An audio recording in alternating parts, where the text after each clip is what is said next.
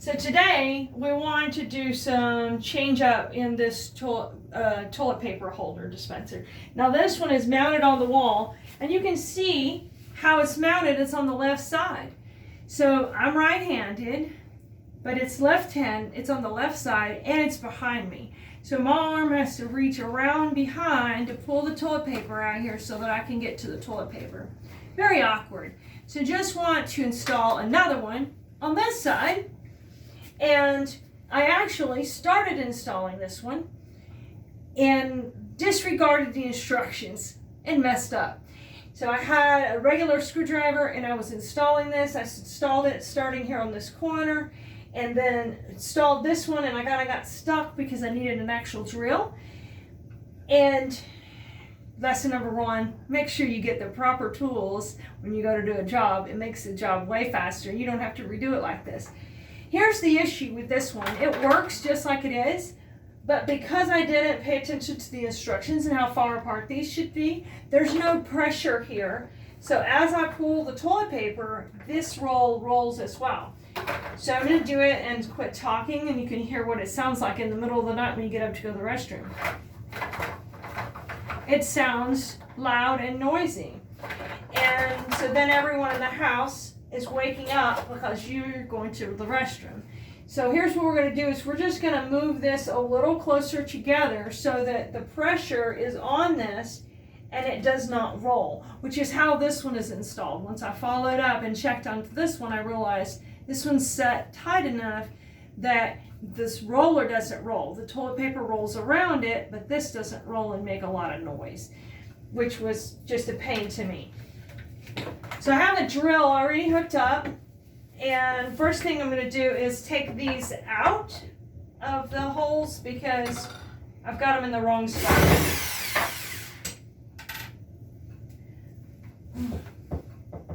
You've got one screw on the top and one screw on the bottom, and this is just a basic one from Walmart. Cost $10, I think, for this basic setup.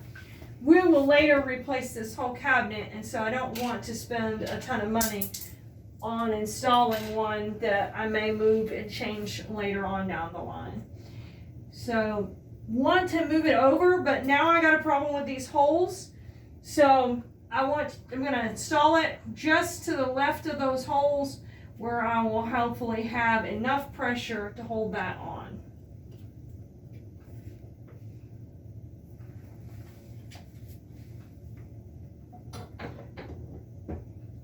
You want to make sure that you've got a bit that's going to screw,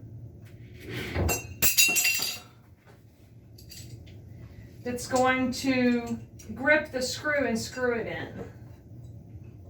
And I could use like 3 more sets of hands right here. But since I only have the 2 I have, then we're going to go with the 2 that I have.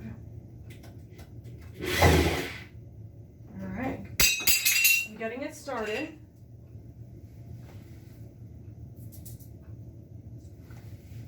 This is why I tend to like a handheld screwdriver,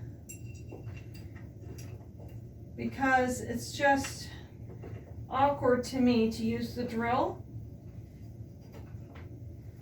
but I can't get the pressure on with a handheld screwdriver like I would with the drill.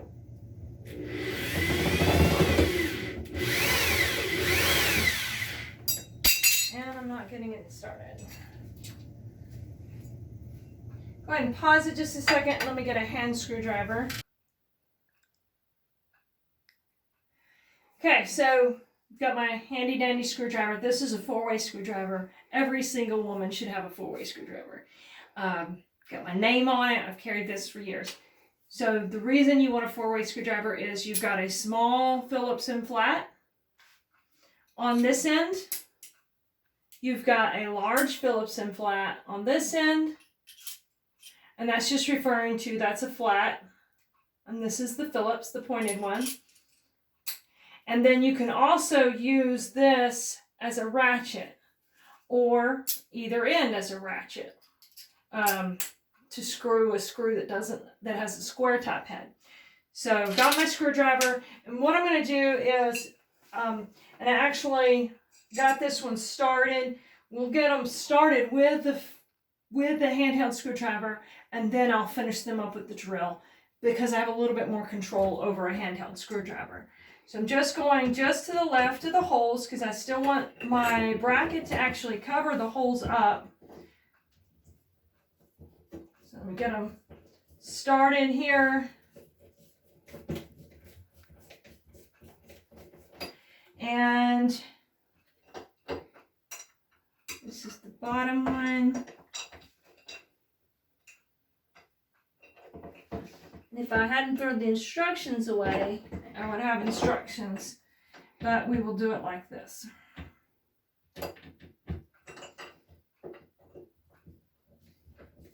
It's simple things like this that make you feel, makes you feel good to know that you can fix this stuff on your own and you don't have to wait for someone else to come along and fix it for you. So now I'm going to use my drill here. And I want to make sure my drill is, there's an arrow going backwards and an arrow going forward, and I want to make sure it's on the forward because that's where I'm going, is forward.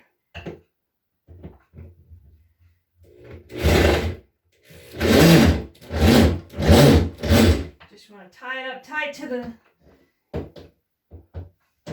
fixture there.